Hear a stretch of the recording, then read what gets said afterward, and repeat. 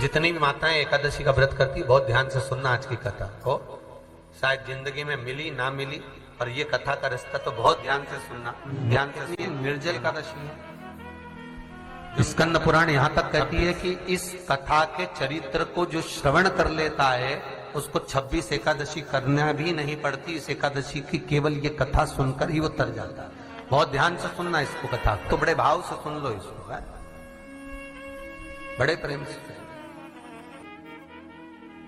इसलिए सारी एकादशियों में निर्जला एकादशी की महत्वता शास्त्र प्रमाण करता है महाराज। निर्जला एकादशी का उद्यापन जो करा जाता है, उसका उद्यापन और प्रदोष का जो उद्यापन करा जाता है, इन दोनों का क्रम लगभग एक जैसा ही। तो निर्जला पहुंची है, और निर्जला ने जाकर भगवान नारायण से निवेदन करा। भगवान विष्णु ने पूछा, क्या बात है निर्जला, आज तुम खेलती हुई यहां पर आकर खड़ी हो गई, क्या हुआ क्या है? क्या तुमको गौलोक धाम में आनंद की अनुभूति नहीं हो रही जो तुम बैकुंठ में आई हो?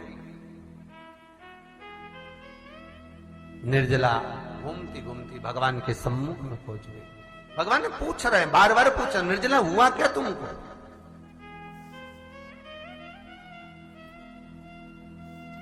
ए निर्जला, ए एकादशी, हुआ क्या है तुमको? क्या कारण है तुम्हारे यहां आने का, बैकुंठ पहुंचने का?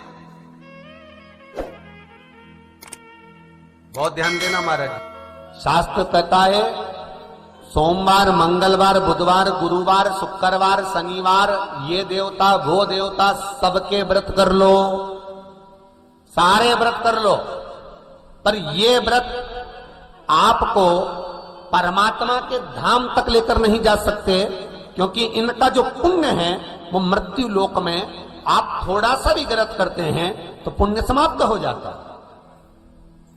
पर हिंदू धर्म के 3 व्रत ऐसे बता दिए जिन व्रतों का पुण्य समाप्त नहीं हुआ।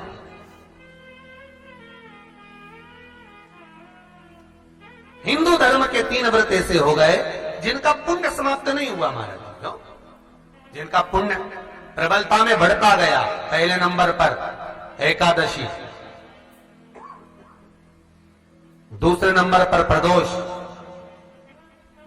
और तीसरे नंबर पर शिवरात्रि। एकादशी भी 26 है तो प्रदोष भी जम के बोलते जाओ 26 है। शिवरात्रि केवल 12, केवल 12, और अगर अधिक मास की पड़ जावे तो ये 13, पर अधिक की आए तो 13 है। तो यहां शास्त्र कह रहा है कि 3 व्रत हमारे यहाँ जिनका पुण्य समाप्त नहीं हुआ, जिनका पुण्य प्रबल हुआ, बड़ा। इसलिए आज भी माता एकादशी का व्रत करती है, और एकादशी का व्रत कर कर अगर कोई जीवात्मा को देते हैं, कोई मर भी गया तो उसको एकादशी का दान देते हैं। एकादशी का उसको दान किया है। महाराज निर्जला खड़ी, पूछा क्यों आई हो, क्या कारण? निर्जला आई, तब लक्ष्मी मैया उठकर निर्जला के करीब में गई। निर्जला बहुत सरल थी निर्जला। कहते हैं कामा एकादशी सबसे लंबी है। कौन सी एकादशी? कामा। फिर मोक्षदा उससे नीची है महाराज, और निर्जला जो है बिल्कुल छोटा स्वरूप है। निर्जला का मतलब देखा जाए तो केवल 2 चोटी करी हुई है। मस्तक पर भोर लगा हुआ है निर्जला के, माथे पर बिंदी लगी हुई है निर्जला के, सुंदर गले में तुलसी की मालाएं पहनी है निर्जला, हाथ में जो हाथ फूल जैसी माताएं पहले पहनती थी, आपको ध्यान में होगा, ऐसा बड़ा फूल होता था, अंगूठियां पड़ी होती थी, हाथ में ऐसा लगा रहता है। तो निर्जला हाथ फूल भी तुलसी के धारण करी, बड़ा सुंदर स्वरूप है माता निर्जला का महाराज। छोटी है तो माता लक्ष्मी उनके पास में गई और निर्जला से जाकर पूछा, निर्जला तेरे आने का कारण क्या है, तू बता। नारायण आपसे पूछ रहे हैं कि क्यों आई हो, किस लिए आई हो, क्या है तुम्हारे आने का कारण? निर्जला ने कहा, मेरी विनती केवल इतनी सी है मां, कि मैं ये चाहती हूं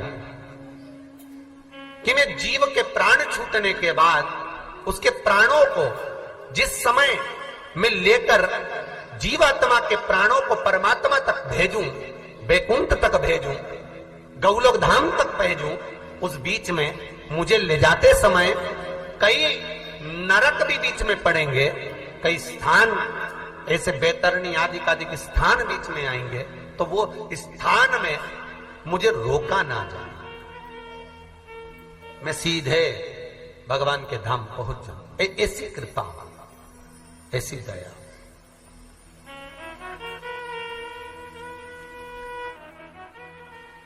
स्कंद पुराण यहां तक कहती है कि इस कथा के चरित्र को जो श्रवण कर लेता है उसको 26 एकादशी करना भी नहीं पड़ती। इस एकादशी की केवल ये कथा सुनकर ही वो तर जाता है। बहुत ध्यान से सुनना इसको, कथा को।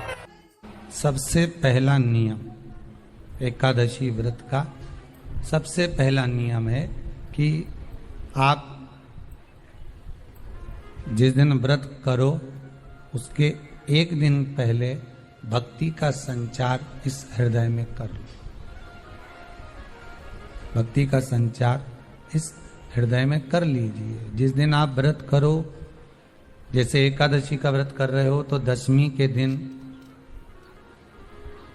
शाम का समय जब आवे, रात्रि जब होने लगे, शाम का समय आवे और रात्रि का आप जब भोजन ग्रहण करो तो उस भोजन में कोई ऐसा पदार्थ ग्रहण मत करिए जिस पदार्थ के कारण आपकी एकादशी बिगड़ जाए।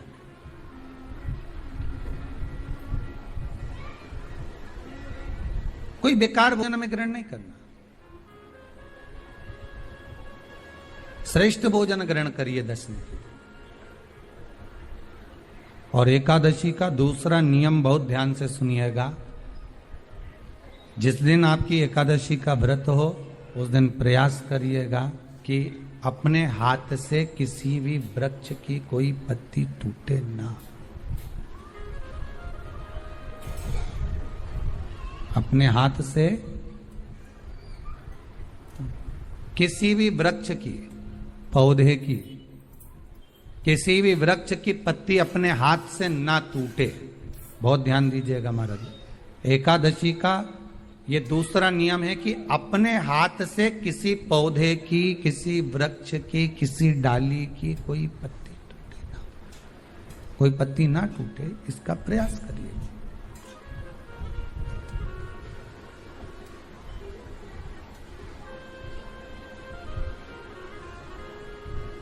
कितना सुंदर व्याख्यान कहा है, कितना सुंदर वर्णन है महाराज कि मात्र एकादशी का व्रत कर लेने पर, मात्र एकादशी का व्रत कर लेने पर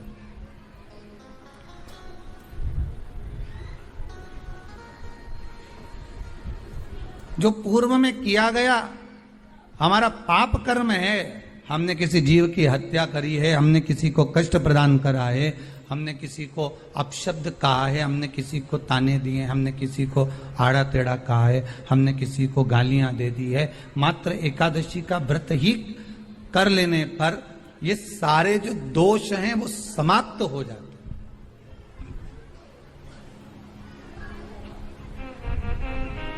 सारे दोष हमारे समाप्ति पर आ जाते हैं।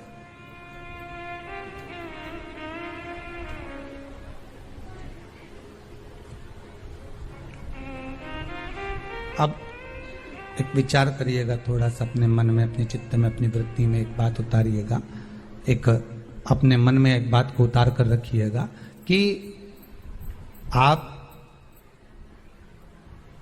अपने पाप को, अपने पाप कर्म को जिस दिन छिन्न करने वाले हो, समाप्त करने वाले हो, अपने पाप को आप जिस दिन समाप्ति पर लेकर जा रहे हो, तो उसके एक दिन पहले आपको प्रसन्नता होना चाहिए कि नहीं होना चाहिए कि कल मेरा पाप कटने वाला है, कल मेरा पाप समाप्त होने वाला है, जो मैंने पाप कर्म करा है वो समाप्त होगा, जो मैंने पाप कर्म करा है वो कल समाप्त हो जाएगा। तो एक दिन पहले आपके चेहरे पर प्रसन्नता हो कि ना हो?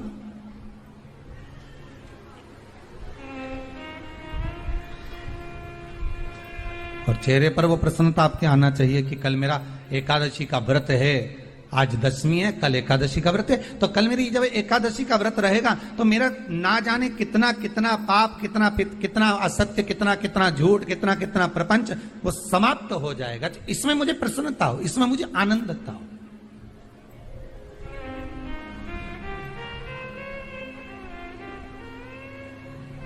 तो क्या कहा गया कि प्रयास करिएगा कि एकादशी के दिन कोई वृक्ष की, कोई डाली की, कोई कोपल की कोई पत्ती ना तोड़ी जाए।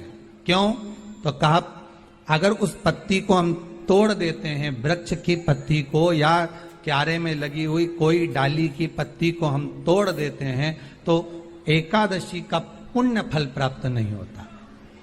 एकादशी का कोई फल हमारे खाते में नहीं जाता, पुण्य फल प्राप्त। अब फिर भले तुम चाहे तुमने मोरधन खाया हो, चाहे तुमने फिर चिप्स खाई हो, चाहे तुमने फिर व्रत का कितना ही सामान खा गए हो और तुमने सोचा कि आज मेरी एकादशी है, तो फिर उसका कोई फल प्राप्त नहीं है, उसका कोई सुख प्राप्त नहीं है आपको, फिर उसका कोई आनंद प्राप्त नहीं है आपको, फिर उसमें कोई आनंद की अनुभूति आपको नहीं मिल रही। को याद रखिए, गौदान और एकादशी, श्रीमद वल्लभाचार्य जी ने मायावत का खंडन करा था जगन्नाथपुरी में, और श्रीमद वल्लभाचार्य जी ने कहा था एकादशी मरने के बाद मत दो, एकादशी जीते जी दो। कहा था कि नहीं कहा था? जीते जी दान करिए। इसलिए जगदीश में, जगन्नाथपुरी में एकादशी उल्टी लटकी हुई है। करें आपने दर्शन?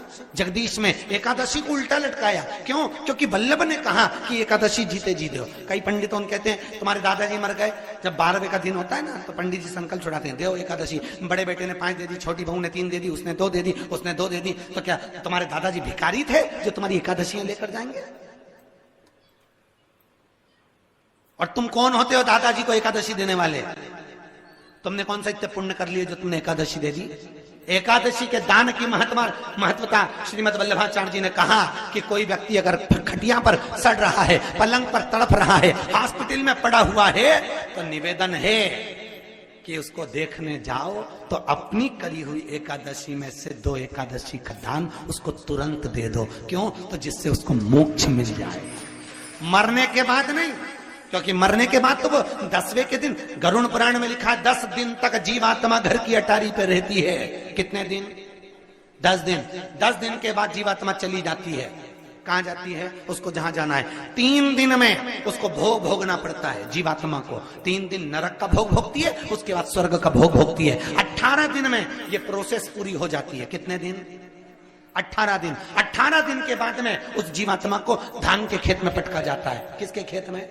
धान के, चावल के खेत में। इसलिए कहते हैं एकादशी के दिन चावल मत खाओ। कहते कि नहीं कहते? और क्या कहते हैं? द्वादशी के दिन चावल खाना जरूरी है। एकादशी का पालना करना है तो द्वादशी को चावल का 1 गिलास खाओ, तब द्वादशी को चावल खाओगे तो एकादशी लगेगी। चावल नहीं खाओगे तो एकादशी नहीं लगेगी। द्वादशी को चावल खाना जरूरी है। क्यों कहते हैं? क्योंकि धान के खेत में जीव को छोड़ा जाता है, उस धान के खेत में, चावल के खेत में जीवात्मा रहती है। उसको चिड़िया खाती है तो चिड़िया के रूप में जन्म लेता है, मनुष्य खाता है तो मनुष्य के रूप में जन्म लेता है। इसलिए एकादशी के दिन चावल नहीं खाया जाता, क्योंकि एकादशी के दिन हम चावल खाएंगे तो जीव हत्या का दोष लग जाएगा। फिर कब खाना है? द्वादशी के दिन। द्वादशी के दिन क्यों खाया जाता है? क्योंकि हम एकादशी के व्रत करे रहते हैं, और पहला घासा जब चावल का खाते हैं तो अपनी करी हुई एकादशी का पुण्य, जितने जीव हमारे मुंह में जाते हैं उनको उसका पुण्य मिल जाता है, और उनका फिर जन्म नहीं होता, वो तर जाते हैं, उनको एकादशी का भाग मिल जाता है।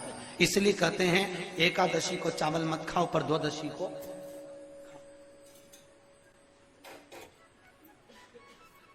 खाइए। 10 दिन तक जीवात्मा है, और आपने एकादशी कब दान दी? बोलो जम के। 12वें के दिन, 13वें के दिन आपने एकादशी का दान दिया। मिली उनको? अरे बोलो अच्छे से। कई तो अभी तक कर रही होगी, हमारे दादाजी के निमित्त की कर रहे हैं, कर ले। फिर वही वाली बात आ गई, गुलाब के फूल में पानी जारी है। एकादशी के दिन शंकर भगवान को चावल का दाना चढ़ाना चाहिए कि नहीं चाहिए?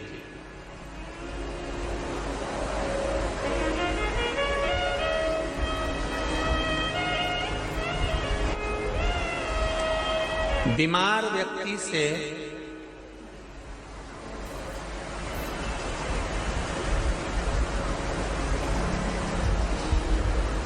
कोई बीमार व्यक्ति है, बहुत रोगीला, उसको बहुत रोग है, शुगर है, बीपी है, थायराइड है, सब कुछ है उसको। और वो रोगीला व्यक्ति जब डॉक्टर के पास जाकर पूछे, डॉक्टर साहब मेरी तबीयत ठीक नहीं रहती है, मैं बहुत कष्ट में रहती हूँ, बहुत तकलीफ है शरीर में, और अभी सावन का महीने का व्रत आ रहा है डॉक्टर साहब, 1 महीना में व्रत करती थी पहले, करूं कि नहीं करूं? तो डॉक्टर साहब क्या बोलेंगे? बोलते जाओ जरा जम के। डॉक्टर बोलेगा कि आप व्रत मत करो। डॉक्टर एक बात कहेंगे, शरीर स्वस्थ रखना है, व्रत बाद में हो जाएगा, अगले वर्ष कर लेना, पर अभी शरीर को सही रखने के लिए दोनों समय अच्छे पेट भरकर सात्विक भोजन करो और अपने शरीर को ठीक करो। सात्विक भोजन अपने शरीर को, व्रत बाद में भी हो जाए, अगले वर्ष हो जाए।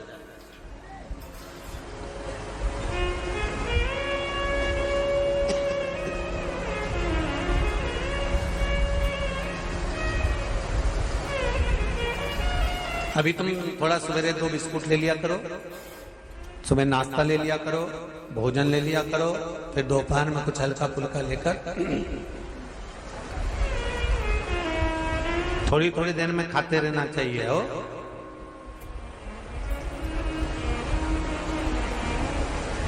थोड़ा थोड़ा खाओ, थोड़ी थोड़ी देर में खाओ, एक साथ सुरसा जैसे मत निपटा जाए, थोड़ा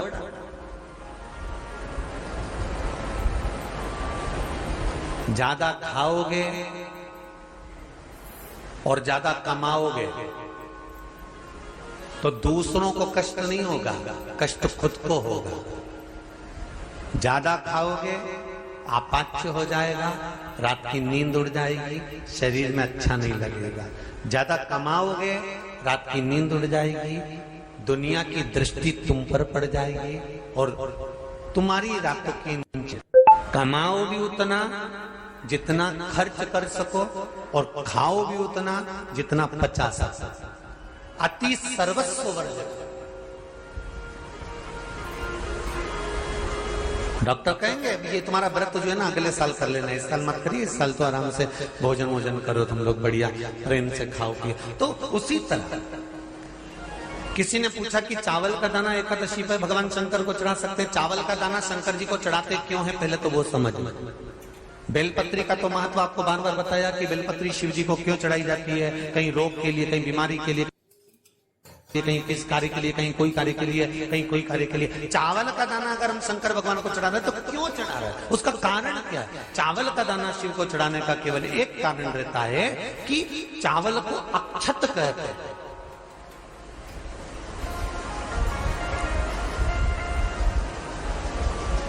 अक्षत का मतलब होता है अक्षय।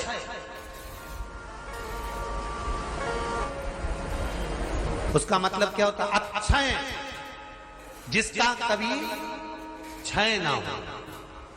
जब हम भगवान शंकर को चावल का दाना चढ़ाते हैं, जैसे बहुत ध्यान दीजिएगा महाराज, बहुत समझने वाली बात है, बहुत ध्यान से।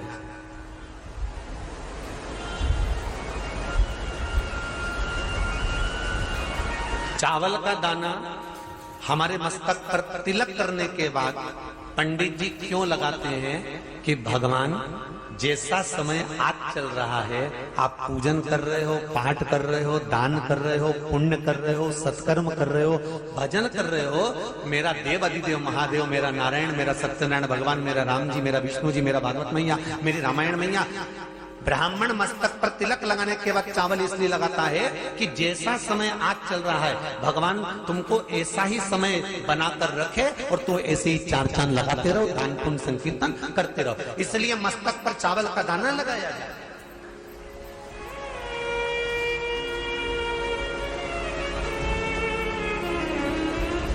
कोई मर जाता है, मरने के बाद जब तक पगड़ी नहीं होती तब तक माथे पर तिलक, चावल का दाना लगाया जाता है। जम के बोलो जरा, नहीं लगाते। किसी पंडित जी से पूछो, ब्राह्मण देवता से पूछो, ब्राह्मण देवता ये कोई मर गया, और हमारा तो नियम है कि हम सिर पे तिलक लगाते हैं, चावल लगाते हैं, या पंडित जी से हम तिलक लगवाते हैं, मंदिर जाते हैं तो मंदिर में जाके तिलक लगवा के हम चावल का दाना लगवाते हैं। क्यों नहीं लगाते? उसका कारण क्या है? जब किसी के मरने के बाद 10 दिन तक 12 दिन तक मस्तक पर तिलक क्यों नहीं लगाया जाता? 10-12 दिन तक माथे पर तिलक या चावल क्यों नहीं लगाया जाता? उसका कारण है कि ये जो समय आया है, तुम्हारे यहाँ जो गमी हुई है, तुम्हारे यहाँ कोई मर गया है, तुम्हारे यहाँ किसी के प्राण छूट गए हैं, तो ब्राह्मण इसलिए तिलक नहीं लगाता आपको, इसलिए चावल का दाना नहीं लगाता कि ऐसा दिन भगवान अब ना लाए, इसको अमर ना करे, इसको अक्षय ना करे, इसको प्रबल ना करे। और जब चावल का दाना, तो यहां शिव महापुराण की कथा करी, चावल का दाना हम शिव जी को क्यों चढ़ाते हैं, भगवान को क्यों समर्पित करते हैं, भगवान के पूजन में अक्षत क्यों समर्पित करते हैं, चावल क्यों समर्पित करते हैं, उसका कारण क्या है? तो कहा आज मैंने जब चावल का दाना आपको समर्पित करा है, जिस भाव से, जिस विश्वास से, जिस श्रद्धा से, जिस मन से मैं आपको रिझा रही हूं, हे भोलेनाथ मेरी ये मनोकामना पूर्ण कर, इसको अक्षय कर देना, इसको अमर कर देना, बस इतनी कृपा आप कर। अब किसी ने पूछा एकादशी के दिन चावल चढ़ाए कि नहीं चढ़ाए, तो यहां तो सीधी सीधी बात है, बीमारी देखकर थोड़ी ना आती है कि नवरात्र चल रहे हैं कि सावन का सोमवार चल रहा है, बीमारी तो बीमारी। तुम चावल मत खाओ। तिरुपति कौन कौन गया? हाथ उठाओ। ठीक है। जगन्नाथ जी कौन कौन गया? हाथ उठाओ। हाँ ठीक है। द्वारका जी कौन कौन गया? हाथ उठाओ। ठीक है। बद्रीनाथ कौन कौन गया? हाथ उठाओ। ठीक है। एकादशी के दिन कभी कभी तुम बद्रीनाथ चले जाओ, एकादशी के दिन तुम द्वारका चले जाओ, एकादशी के दिन तुम तिरुपति चले जाओ, एकादशी के दिन तुम जगन्नाथ चले जाओ, एकादशी के दिन तुम्हारी मर्जी पड़े भगवान के किसी धाम में चले जाओ और भगवान को भोग लगाओ और उनकी थाली को झांक कर देखना, उसमें चावल जरूर मिलेगा। उसमें ऐसा नहीं है कि चावल नहीं मिलेगा। बद्री नारायण में भगवान को चावल का भोग लगा हुआ मिलेगा, द्वारका में चावल का भोग लगा हुआ मिलेगा, आपको जगन्नाथ में चावल का भोग लगा हुआ मिलेगा, तिरुपति में मिलेगा, द्वारकाधीश में मिलेगा, नाथू द्वारा में मिलेगा, सांवरिया सेठ में मिलेगा, काकरोली जी में मिलेगा। आप जहां जाओगे वहां पर एकादशी के दिन भगवान को चावल आएगा, क्योंकि भगवान के लिए परहेज नहीं है। जो काम में डूबा हुआ है, जो आसक्ति में डूबा हुआ है, जो लोभ में डूबा हुआ है, जो वासनाओं में डूबा हुआ है, जो तृष्णा में डूबा हुआ है, और जो माता के गर्भ से जन्म लिया, एकादशी के दिन चावल उसको नहीं खाना। बहुत सुंदर संवाद है, ध्यान दीजिएगा। जिसके घर में कमाने वाले 2-4 हैं, पैसा तो आ रहा है पर घर में टिक नहीं रहा, डॉक्टर में, पुलिस में, एक्सीडेंट आदि में, कहीं गलत जगह पर व्यसन में अगर पैसा जा रहा है, जुए में, मांसाहार, मदिरा पान, या कहीं आया पैसा आने में कमी नहीं, आ रहा है पर टिक नहीं रहा, रुक नहीं रहा, कोई मांगने आ गया, दे दिया, फिर वहां से अपने पास नहीं आ रहा, अपन कह रहे हैं भैया हमारा पैसा लौटा दो, नहीं आ रहा। तो महाराज शिव महापुराण की कथा कहती है, एकादशी के दिन गंगा के जल में मात्र 7 बेलपत्री डालकर